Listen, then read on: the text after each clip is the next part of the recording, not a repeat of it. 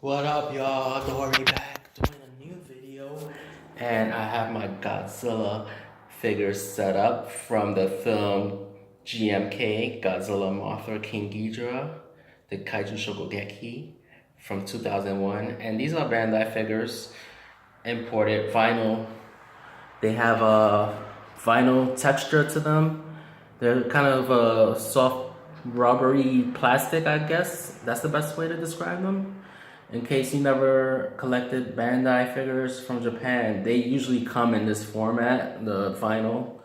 And they don't come boxed, they basically come with tags. And I removed the tags on these figures, but I still have the tags. Anyway, I wanted to go over this movie, or these figures, and particularly because the Godzilla King of Monsters movie is coming out on May 31st. And I think that a lot of the elements, or some of the elements, are going to be borrowed from this movie because the same monsters are basically featured. This is the last film to feature all three, Godzilla, Mothra, and King Ghidorah. I wouldn't include Final Wars because they were in that movie. Ghidorah was not really in Final Wars. It was like a different version of Ghidorah, but I would say this was the last movie to feature Godzilla, Mothra, and King Ghidorah. So, and I just wanted to go over this real quick. And in case y'all never seen that movie, I would describe it best as a sci-fi horror type of movie because it's very dark in its atmosphere and elements. Godzilla is portrayed as a dark, like an embodiment of the dead souls of World War II. And he's basically out to remind Japan of those horrors as they try to go about their lives in the modern times. And, well, then there are other monsters that surface to protect the island of Japan. Based on the legend, apparently in the film, these creatures, Mothra, Ghidorah, and Baragon, are protectors of the Japanese islands in case Godzilla were to ever surface and cause chaos. And so throughout the movie, the other monsters deflect Godzilla's attacks on Japan because Godzilla's primary purpose is to basically abolish the Japanese society of today, or I should say yesterday or yesteryear, because this was back in 2001. But it's based on a modern take of Godzilla back in that time. So, but it's a very good film, and I suggest you take a look at it in case you haven't seen it. If you want to go back on any Godzilla film in particular, I would suggest this one. These figures I picked them up. They're no longer sold at retail. So I picked them up when they came out back in 2001. There was a specialty, there was a hobby shop in Japan. There was a hobby shop in Manhattan, and I would go there frequently just to see what they had, and they would pick up, the latest figures from Japan. And at the time, GMK was released, so they had the stand-up Mothra. Anyway, GMK was released, and they had the Godzilla figures for that movie, and I was so hyped. I'm like, I want every single monster from that movie.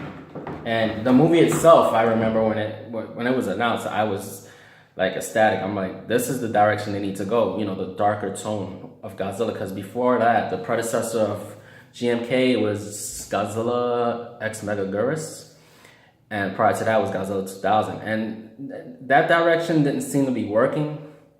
Even though at the time I thought it was cool, I just thought, it's like they basically took the older Showa Godzilla and modernized them. That's what they did with Godzilla 2000. But this Godzilla was like a whole revamp. Not really I would say it's like a revamp because although they kept the original dark roots of Godzilla, they modernized it, and it really worked, in my opinion. It was like a good take on the modern Godzilla. So, and at that time, that's what I felt. But today, I would say Shin Godzilla is the modern Godzilla that I wanted. And I've been so satisfied with that movie. I've reviewed that movie. I wouldn't say review. I rewatched the movie probably 50 times now. and I never get tired of it. When it comes to like Godzilla movies, a lot of them have rewatchable value. You could rewatch them and always enjoy it. But Shin Godzilla is like, to me, a masterpiece. Like, I could always go back on that and watch it again without getting bored. Anyway, yeah, these are the figures. So let's go. Baragon was earlier on in the film, introduced early on in Godzilla, Mothra, King Ghidorah. I don't know why he's left out in the title. I guess the title is long enough. The official title is Giant Monsters All Out Attack. In Japanese, I think it's the Kaiju Shogugeki. That's how they say it. It has many titles: GMK, Godzilla, Mothra, King Ghidorah, and Baragon just had no space. There was no room for Baragon's name in that title.